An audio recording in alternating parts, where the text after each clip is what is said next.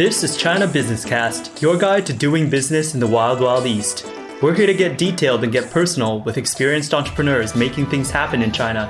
If you want to learn from on-the-ground accounts of how business actually gets done, this is the program for you. Hello and welcome to China Business Cast. I'm your host, JP. So I want to apologize for the long hiatuses between these episodes because I've just been swamped and I haven't been able to edit the podcasts. I've actually got quite a few in the queue. But recently I got some help with my podcast editing, so hopefully we'll be back to our bi-weekly schedule, publishing every other week. So today we have a great episode for you. The story of how two young American entrepreneurs based in Guangzhou, China, raised over $220,000 on Kickstarter. So without further ado, let's jump into it. Today's guests, Tim and Nick, are the founders of Lexell, a stone and steel watch brand that raised over $200,000 on Kickstarter. But like every overnight success, it was years in the making. They arrived in Guangzhou, China from the US in 2010 on a one-way flight looking for opportunities. Since then, they've taught English, worked on a wine distribution business, started The Elevator Life, a video blog about their experiences in life and business in China, and launched this Kickstarter project, among many other things. Today, we're here to learn about their experiences as young entrepreneurs in China and the story behind Lexell's Kickstarter success. Welcome to the show, Tim and Nick. Thanks for having us, JP. Yeah, thanks, man. Happy to be here. This is Nick. This is Tim. Awesome. I like to keep the interview pretty focused, so I have three specific goals for today's interview. So the first goal is to understand from a personal perspective, your experiences as young entrepreneurs who came to China looking for opportunity. The second goal is to talk about some of the work and business experiences you had before starting Lexell, the stone and steel watch brand. And finally, we want to dig into all the work that went on behind the scenes, the blood, sweat, and tears, to launch this successful Kickstarter project. Does that sound good to you? Sounds great. All right, excellent. So before we dig into the details, can you give us a little bit of background about your China story? Why and when did you first come to China? Sure. We arrived in the autumn of 2010, August 2010, right after we both graduated from Gonzaga University in the States. Knew this was, most opportunistic place to be at the time, and still presently is, in our opinion, and knew we wanted to be here and start something on our own, or at least try to. Okay, so you guys came here with, a hungerness and eagerness and ambition. And basically, you didn't have any sort of like an uncle who was doing business in China or any kind of connections like that, right? No. I studied abroad here for 6 months as a junior in university. And Tim and I had always planned to go out and do something after graduating. We just weren't sure where or what it was going to be. But after coming here, we just felt this was the place to be, no doubt. Well, that's a pretty bold move. Can you take us back to that time, autumn of 2010 when you just got landed in Guangzhou? Was it tough? Was it tough to get started? What was the first thing you did when you landed? Super lost and confused and no idea what's going on. Yeah, I didn't speak any English or any Chinese. Couldn't use chopsticks. And I'm from a cold place, so southern China was way out of my element, to say the least. It was a crazy experience.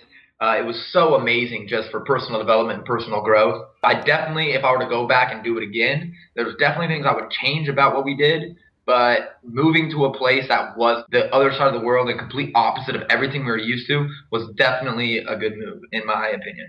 Cool. And what would you say, was your first sort of opportunity that after, being completely lost and not knowing the language, which must have been very tough, what was the first thing that made you think, hey, maybe this was the right move. We're kind of on the right track now?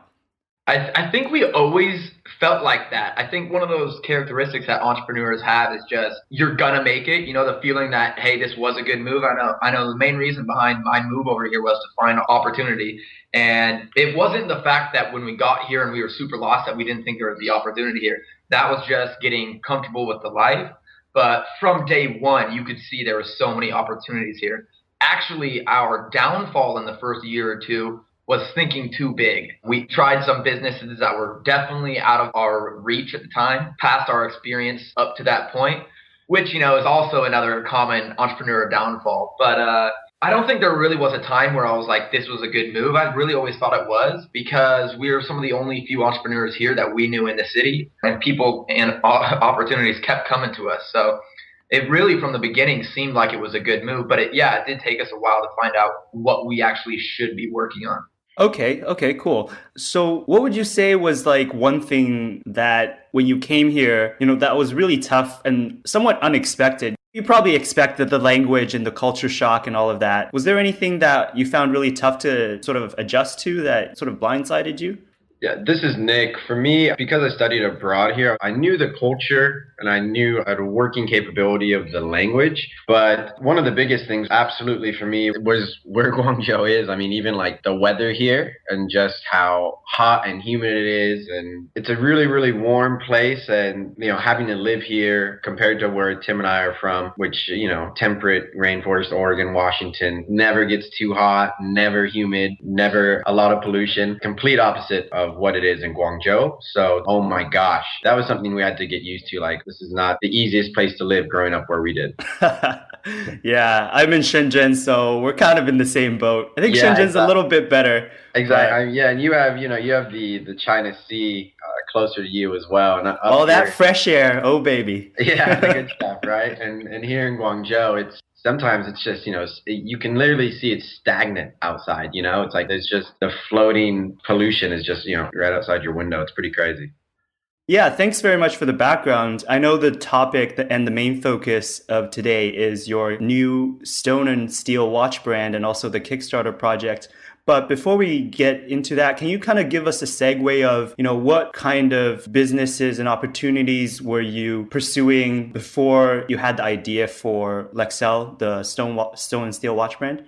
Yeah, we started with sourcing and trying to operate an e-commerce online business as well.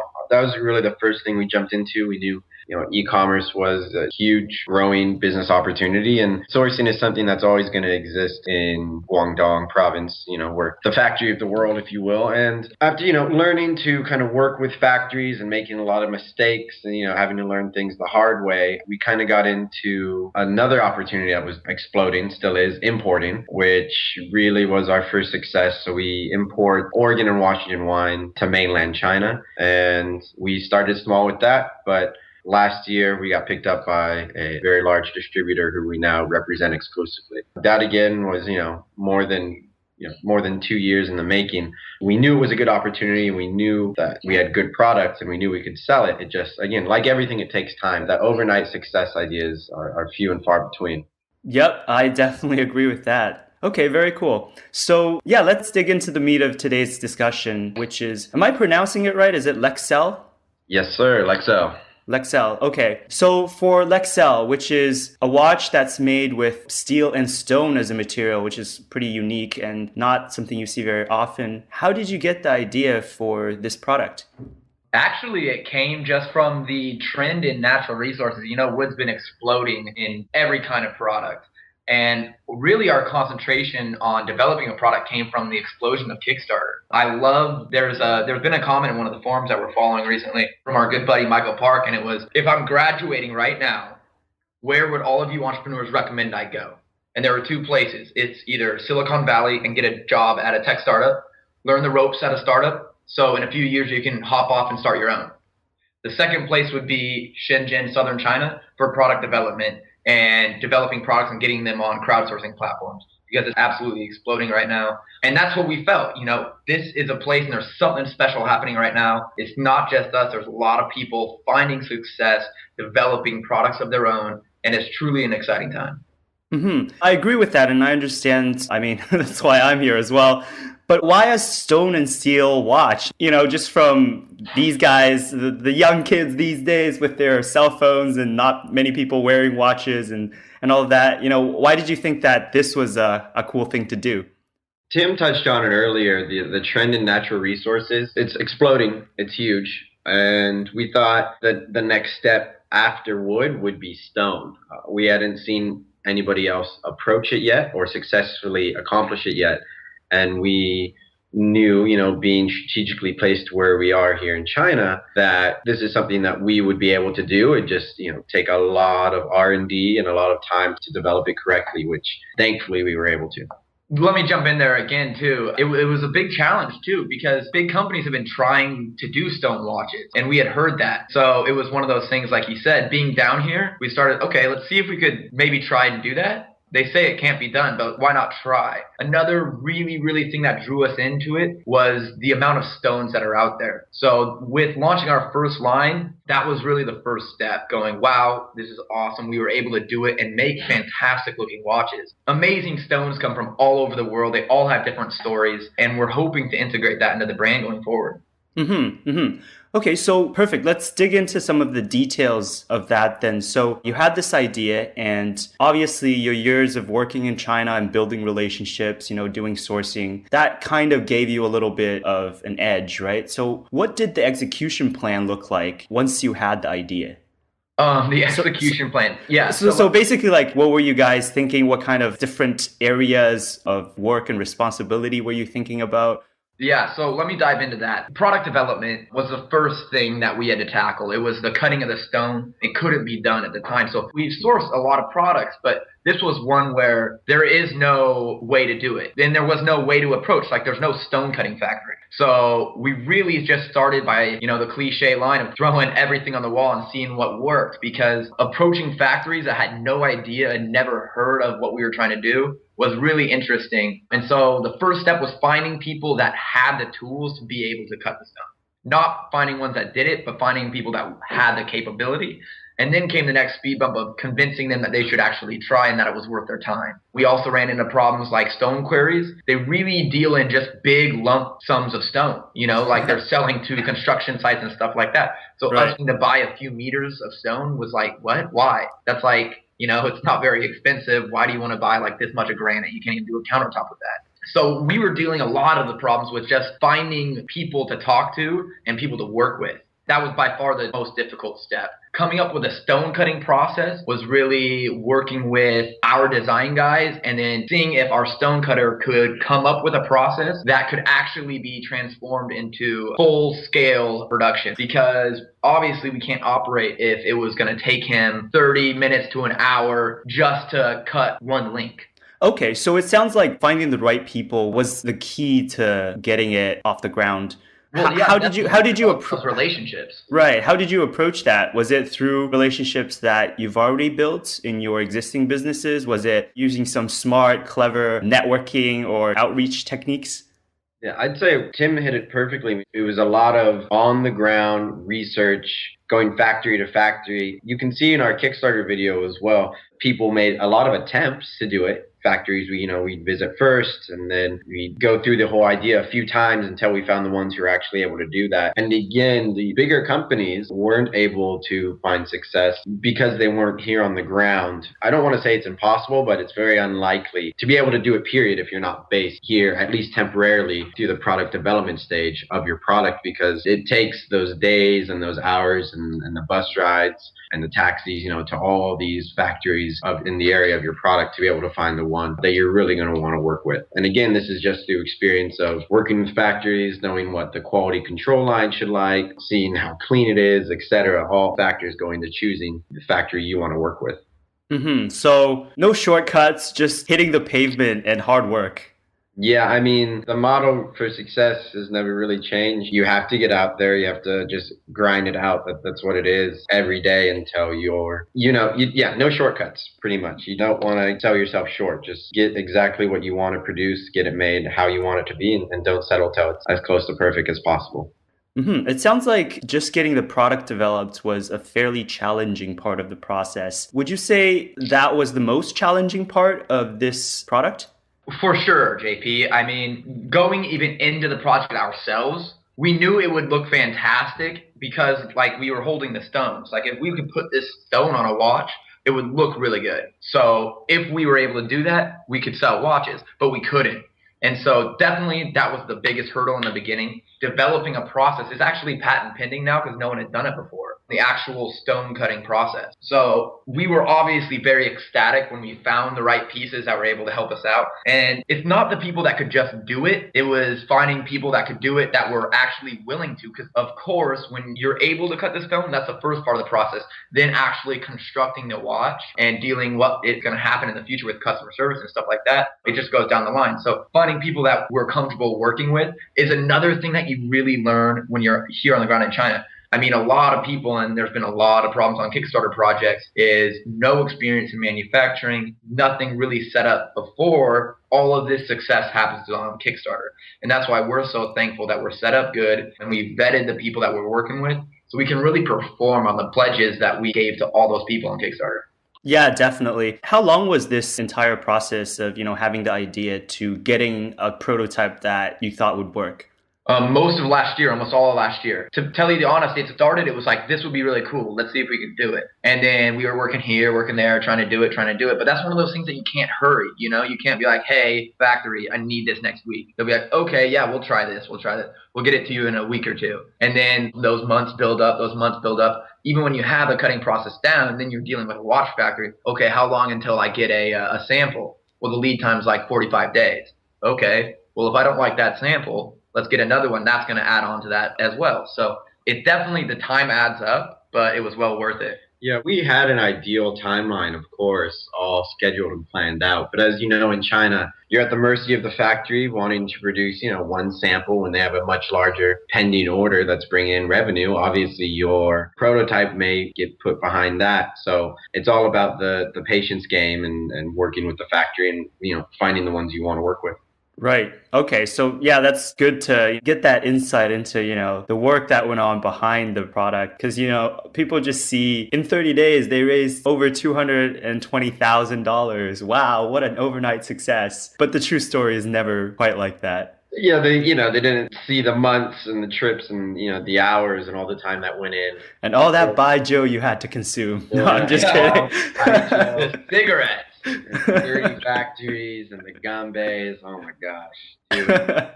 Who knew you would have to do so much to make a stone bezel and links for a watch? Okay, so you had the product, you liked what you saw. It was a grueling process to get there. Was it all easy sailing from there? Oh no. No. Then came the fun of designing the campaign, the pitch, the video, the marketing, and then of course we had to do the launch. Okay, so yeah, tell us a little bit about that. Obviously, you have a whole brand concept behind Lexell. How did you put that together? Really just speaking truth. The pitch that we gave on Kickstarter was really true, that we heard it couldn't be done, so let's try to do it kind of thing. And that's why it was kind of an easy pitch for us. But it was way more about the product, trying to get the product in front of people. And it was a lot of, when you're developing a Kickstarter campaign, talk to people, get it out there. I mean, I messaged basically everybody that I knew just with the picture of the product. This was before I launched the Kickstarter campaign. What do you think? And everyone had amazing reviews. They said, this is amazing, really cool looking watch. I've never seen anything like it. I'd actually want to see this in real life. And that's one of the things that we can't wait, is we're delivering these next month. And I think people are going to be really surprised when they see them. But it was a focus on the product and getting a lot of reviews back before the Kickstarter campaign so that we could really be confident with what we were going to launch. And another thing that people should do that are getting into a Kickstarter campaign is feedback. So the campaign we launched was definitely not the campaign that we started with.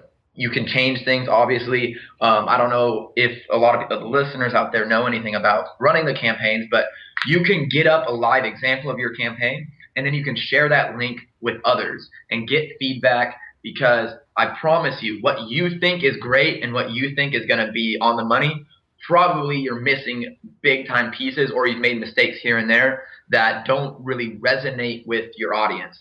And so just sharing that with hundreds of people will give you a good view of, okay, how do I make this better? How can I make it more successful? Right. Yeah, actually, I remember seeing your campaign before it was launched, because, we're all members of the private community, the Dynamite Circle. And I saw the thread you posted there, and there was some fantastic feedback from that. What were some of the things that you originally thought, were the key selling points, and what got changed and edited as you went through the pre-launch process? With our selling, it was our pitch was too abstract and we needed to focus more on the product. To us, obviously being so close to the product, we know the product extremely well. We're holding it in our hands. And so we try to add an extra pitch in there, an extra branding element, which was too abstract. And stepping back and showing all those people showed it, okay, just focus on the product. Why do I want a stone watch? If I'm buying a stone watch, who does that person look like? And just having it more specific, more tailored to the people that are actually buying the watch.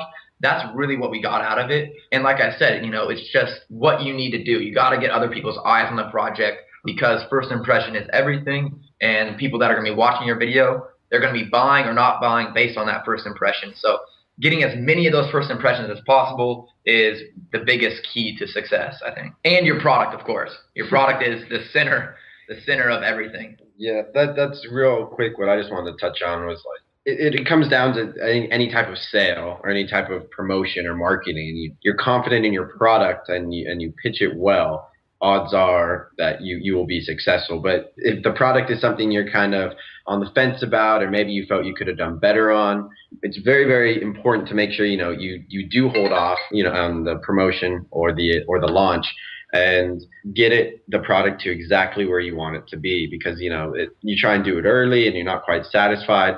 That will reflect in your product and even your confidence about the product. We're so confident in our watches and how they look and what we're delivering that we think that really shines through when we wear them or when we talk about them. You can see this is something we are very passionate about. Mm-hmm. So sounds great. And so you have your product, you've gotten, pre-campaign launch feedback from experienced people and target audiences and business owners, and you sort of refine your message. Now it's time to put together the campaign and launch it. I know one of the most important things of Kickstarter is the video. How did you guys approach that? I was out of town, actually. I was in the States handling wine business. So Tim. Yeah, so I made the video. I actually started a conversation with, again, people that knew a lot about doing this kind of stuff and not necessarily Kickstarter, just knew about producing sales videos. One of the things too is if people out there that are listening are interested in doing Kickstarter, maybe they have one up, but they don't know if it's a good pitch or not, don't know who to talk to, feel free to shoot it over to us. We'll give a quick 5-10 minute feedback on it, because I know a lot of people might not know who to reach out to. But again, with the video, we looked at some really successful ones are totally amateur videos. It's important to realize who the Kickstarter community is. They're early adopters. They're people that like to connect not only with the product, but the product creator. And so if you come in with a totally professional video, some of that might be lost. But again, total professional video is fantastic for sales. It's fantastic, especially for making your product look amazing. And so that's really what we were looking at, is like, if we can go down two routes, we can go with a very professional video, spend a lot of money getting it done, or we can just go the amateur route. There wasn't any way, looking at the past Kickstarter campaigns, that really separated one goes, you can't be successful if you do this. So, of course, trying to save money, we went the amateur route, and we tried to get FaceTime on camera to really give the company a face. And then our other thing with making the video was try to walk people through the process to really kind of give them a feeling of being a part of the team and really what was being created. Because what we realized was a lot of Kickstarters, they go, okay, I have this idea, and they try to say it was this long process, but you don't see anything. Okay, well, what was that process? If there's a process, you should show me. And so that's kind of the angle we took, was it really was a process to get this product built for all you guys. So let's take you through that process and show you how we did it. And we were also hoping doing that would give the customer confidence in our ability to actually fulfill their pledges, because we were able to show them, hey, look, we know exactly the process that goes into building the product that you're seeing. And obviously getting the videos that we were with our faces on the video, we're there. And so I think that was really a leg up on the video that we were able to produce. But it was definitely amateur. It was all made in-house by us. Well, I mean, the video production obviously is, as you said, amateur, but I think it was a very good video. So we'll link over to that on the show notes for sure, so people can check it out as well. Okay, so you have the video and you have the messaging that you want and the product. Do you then launch the campaign and sit back and count money? I imagine not. So let's talk about what happens next. Yeah, I'd really like to touch on when we launched. We all did it together. Everybody involved, and once we launched it, it was the blast of reaching out to, as Tim said, everybody we already reached out to before, followed up again. About letting them know, hey, we're going to launch next week. So kind of prepping them a little bit, and then when the day came, it was up all night promoting, sharing, talking to anybody and everybody who would listen, you would reach out to, because that is the best way to get that initial push of exposure, which, went really well for us. So you guys were just staying up, messaging people on Facebook, tweeting people on Twitter, messaging people on Skype, just getting the word out there. Yeah, JP, let me try and break it down for the listeners out there. We did some things fantastically well with our campaign, and we definitely made big time mistakes. And it's always funny as an entrepreneur, because whenever you're going into anything, you always feel like you know everything. Like you're like, okay, I'm doing this right. And it's funny to look back and you're like, nope, I didn't do it right. But it's also a cool feeling, because it's going to be better for the next time around. So I want to do that because it's really helpful for people listening. One thing that we did really right was reaching out to our personal networks. Mm-hmm. So each one of us, we reached out starting probably 3 weeks, 4 weeks before the campaign to every one of our contacts. Facebook lists, Skype lists, Twitter, you name it. This was the important part, not going, hey, I have a campaign, please support me. It was, check out this product I'm looking at. What do you think? A few weeks later was, hey, we are launching a campaign. Just to let you know, we're probably going to need your support sharing it. Mm-hmm. Okay, so just sharing it. No problem. Don't support. That's fine. And then on purpose, we did that 2 weeks before we were going to launch. So people thought we were going to launch a week before we actually did. And so we actually started getting people, when is it going up? When is it going up? And our plan was to launch the first one 199, which was going to be the lowest that they were ever available. So we kind of used that as incentive for people to follow the launch and want to be there on day one. And so we did it again 2 days before the launch, and then we did it again in the morning of the launch. And so that was with our personal network by far. I mean, we had very, very strong day the first day. And let's go to the mistakes. The mistakes. We were super focused, I'm sure that the people listening now know, on the production of the product, getting it made. Kickstarter really came after that. We knew that's the channel and the way we were going to fund the project, but we definitely missed on reaching out to bloggers, reaching out to media beforehand. And that's so important for the middle of your campaign. So in the beginning, obviously your personal networks, they can take you a long way if you cultivate them the right way. But once those kind of trickle down, then you need to bring in traffic and eyes on the campaign from another way. And that's one way we missed. And why did we miss? Well, we only got the product. It took us so long to develop it. We got the product in hand, and we needed to launch our Kickstarter relatively quickly because of Chinese New Year. I mean, you know that all the well. Over here, everything dies during Chinese New Year. Right. So if we didn't launch the product when we did, if we waited, that would put us 2 to 3 months behind on fulfilling pledges. Because instead of being able to fulfill them before February, we were going to have to start production after February, which means April or May. And so we really didn't want to lose all of the beginning of 2014 in business. And so we did take that hit of not having all of the blog and media mentions set up before we launched. So that did severely hurt our numbers. We were ready to hit everybody up media-wise during the campaign. But again, the second biggest mistake that we made was the timing. Late November, early December is a time that is not the greatest time to be selling a product that you can't deliver for Christmas. So that definitely hurt us as well, not only on the sales part, but on the media part. And I don't think a lot of people will realize that. So a lot of the blogs that do review products, a lot of the media that cover stories like ours, they're already booked for stories through those times. Because again, it's the biggest time for everyone that has a product anywhere on the internet to get featured. So it was really hard for us to get featured, even having such a great story, because of the timing. And a lot of the people would get back to us, be like, we'd love to cover you, but right now we just can't. We couldn't even get sponsored ads on most of the blogs.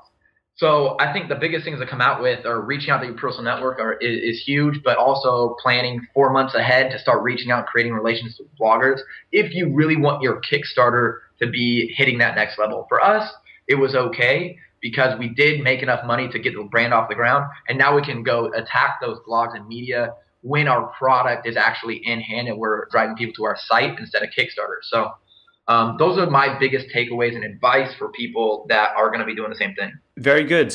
Yeah, definitely very relevant advice.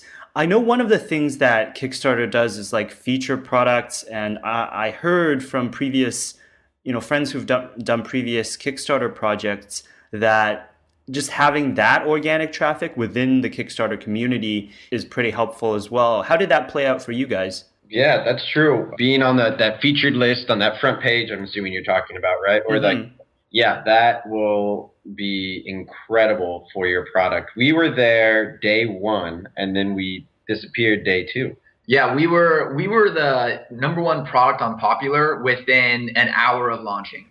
We stayed there for the first 27 hours, I believe, number one on Popular. And all of a sudden, we were off the entire stream. We were, for some reason, removed, and we never made it back on. Even being one of the so I don't know if people know what Kickstarter works, but yeah, you have the main stream, Popular stream on the front page, and then you can go into the category and see Popular per category. We were always near the top on our category, but never in the stream on the front. Don't ask me why. Did it severely hurt our Kickstarter campaign? Yeah. But we do have a few theories on why that happened. We weren't the only ones that it happened to. But yeah, it was kind of disappointing to see that. But I mean, you can't have everything, right? Yeah, I don't know. I think the best point of everything that has been said thus far is what Tim was mentioning about what we learned from it, the timing, the reaching out, because your personal network gives you your initial boost, maybe that first 10, 20% push that you want. But it's a marathon, not a sprint. It's a 30, 45, 60-day campaign.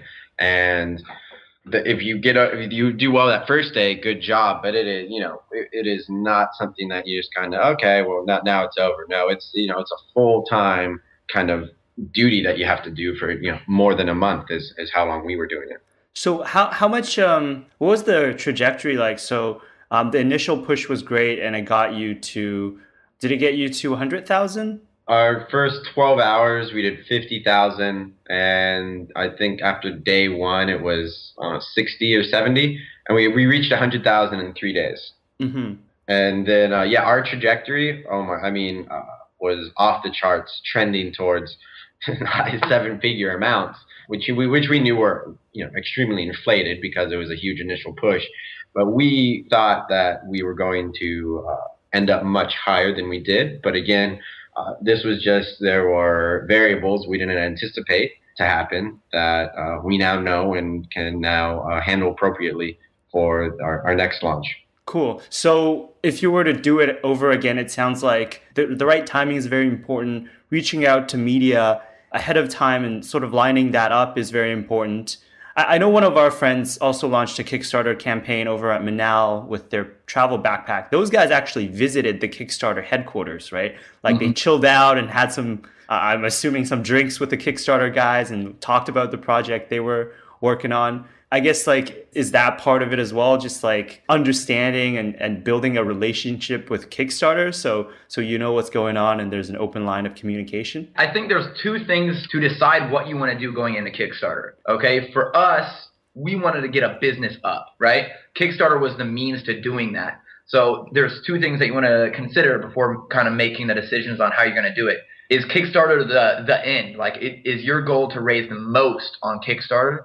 Or is it to raise the money that you need to get the business off the ground? For us, obviously, with launching way before kind of we were prepared with media or we put it out there to all the outlets, it was to get the business off the ground as soon as we could. And that was exciting to us. That was the goal. If you're trying to destroy Kickstarter and, really rank high for how much money you're going to bring in, then yeah, there's definitely a system that you can go through. First of all, of course, it's having an amazing product, but the Manal guys, they did a fantastic job of promoting their campaign for months and months and months and months before they launched. It was dialed down to a science to really get them as much funding as possible and drive them forward, which was fantastic. And so they're a great example of how to reach out and develop relationships with reporters, how to reach out and develop a relationship with Kickstarter. So yeah, I think, those are two things that you need to take into consideration. Another consideration for a lot of people is if they have a successful product, they want to be selling on their website as soon as possible because, you're not losing all the percent that Kickstarter takes, and you're making more money because of a higher price point. So those are the two things to consider when you're kind of building towards your campaign. Very well put. Very well put. So we talked about some of the mistakes that you feel like you made during the process. And obviously, the first time you do something, it's never perfect. Is there anything else you would have done differently? I don't know about differently if I was in that same position. Now, if I could go back, of course, I would do everything differently, not only with Kickstarter, just with setting the product up and, the branding, but I don't know. I mean, the biggest thing to realize too is we still don't know why we weren't on the front page. So I would love it if we could give a reason for that to the community because we weren't the only ones. We still don't know the equation to being featured. And so that's still the random idea in the air that we don't know. Reaching out to Kickstarter, they have some kind of equation. That's just what they keep telling you because we reached out to people at Kickstarter that we knew. So if anyone finds out how to nail themselves on the front page, which there's only a few companies that have found out how to do that, then you're golden. But as per se mistakes that we made that we would do differently if we were in the same position, not really, other than what we know now. Yeah. Fair enough. Yeah, so you guys run a blog over at theelevatorlife.com, and we'll link up to that in the show notes as well. And you talk a lot about your personal experiences and business opportunities and business experiences in China. You said 2014 is the year of product development. I was checking out one of your recent videos. What do you guys mean by that? This year, it's just such a new opportunity, and it's growing so quickly. Crowdfunding, you can now see it for not only products. People do it for inspiring trips or to get like a certain education. There's crowdfunding now just kind of influencing every part of your life. I mean, there's related to every part of your life, whether it's personal, casual, business, what have you. And we just see this as like the opportunity of this year for entrepreneurs who, like us, started small, didn't have a lot didn't come over with a lot, just a lot of ambition and ideas and willing to learn. And I really see this as such a viable opportunity for early stage entrepreneurs to be able to see if their idea will work for a relatively low amount of capital to start compared to before when you had to get hundreds of thousands of inventory and then get into shops or retail shops and et cetera, et cetera. That's not the case anymore. You can now make your product, develop your product, get it in front of eyes and an audience and see and really, validate your idea or not, depending on, if you'll be successful. Well put. Yeah, makes a lot of sense. JP, I mean, from running an e-commerce store, trying to get a brand off the ground from scratch is difficult. Oh, yeah. It's one of the hardest things that I can imagine out there to do. And that's what is so crazy about crowdfunding is you get two things. You get obviously the money to develop the product, but then you get widespread promotion of what you're doing and feedback. So right away, you're going to know if it's going to work. You're going to have the capital to get it off the ground, and you're going to have already a big time base of consumers that either buy your product or know about your product. And so it's a perfect storm for product development. So say product development was huge and has always been huge here in Southern China, but now it's at a whole new level for entrepreneurs. You can come here and it's totally viable. The system is set up, and that's why we're so excited about it. Yeah, it's kind of like, launching a rocket. The hardest part is getting it sort of out of Earth's atmosphere and into orbit, right? Kickstarter is kind of like that rocket boost that gives you that initial push. That's the hardest part of, launching something. Exactly. The problem that Kickstarter is having too is with so many people that are launching products that can't do it. There's another article recently on Fast Company about how people can't fulfill their pledges. And so that's another thing that we want to hopefully get people to realize that it's way more than just putting it up on Kickstarter. So it doesn't ruin it for a lot of people and people lose faith in the platform. Just putting it up on Kickstarter is the first step, is one of the steps. But make sure that you have the experience, the understanding, and the ability to fulfill your pledges. Yep. And where are you guys with that now in terms of, Lexell, the watches? Everything is going well with production and fulfillment? So we are supposed to deliver in February. Okay, Mm-hmm. that's we told everyone that they're finished. I'm actually going for the final QC check after this call. In about an hour, I'll be heading down to Shenzhen where you're at. And so, yeah, all of our watches were going to be delivered in February, except for maybe one of the women's. But that was a stretch goal at the very end of the campaign. And so our customers will understand because we had to go through the whole new mold process, sample process, and then production. But we're still actually hoping to get that out in February as well. But like I said, the only reason we were able to do this is we knew our timetable. We had already set up shipping, who we were going to ship to, how we're going to ship to, who's our 3PL in different countries. So, I mean, there is so much that goes into the fulfillment process that people don't really understand. Yeah, definitely doing the upfront work, the legwork, and the 1 year of preparation puts you guys in an awesome spot. So yeah, glad to hear that the fulfillment is going well. Yeah, I have an interesting question. So you guys said that Kickstarter was the way to get the business off the ground. So what next for Lexell in terms of pushing the brand forward? Okay, so pre-sales have been going well, but obviously we need product in people's hands. Social media is going to be our biggest avenue by far. Spreading the brand, spreading our messages as far as it can take. Of course, it's free, but our second biggest thing that we'll be targeting with paid stuff is Facebook ads and Facebook advertising, sponsored posts, etc. Because again, we've talked to a lot of other people selling stuff online, building brands, and social media is definitely the route you want to go. We've definitely started doing that heavily in this last month, even though we don't have product and even though we're still in pre-sale phase. Going forward, it's going to be a lot of that. It's going to be affiliates. It's going to be getting into retail and on other sites that are selling similar kind of products. And so we've got a whole strategy laid out of how we're going to expand our presence. So yeah, it's definitely just the beginning. Great. Well, I mean, looking forward to keeping up with you guys and see where you take the brand. Thanks, buddy. Cheers, man. Cool. Okay, so that was a great discussion about Lexell, the brand, and the successful Kickstarter campaign and all the work that went on behind it. So thank you guys for sharing. Now, before we wrap up, I'd love to hear a bit more about what you're currently excited and working on. I guess I know you guys are hardcore entrepreneurs and you always have different projects going on. So can you tell us a little bit more about what you're excited about right now? Yeah, absolutely. One of our focuses is Enter China, which is our private entrepreneurship forum for doing business in China. And we're just really excited this year to grow it and make sure that we benefit as many entrepreneurs as possible who want to get involved in China. You want to talk a little bit about it?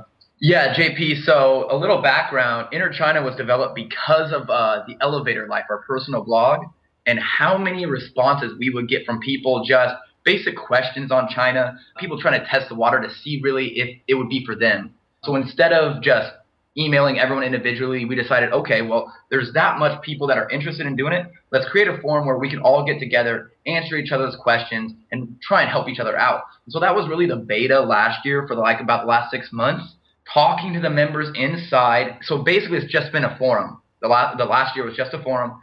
Being able to talk to the members and everything else that they're really concerned with and where they could use help has allowed us to gain really interesting insight of where we can help people. So we're really excited. In February, we're going to be totally relaunching it. Actually, we're working with Sean Ogle from Location 180.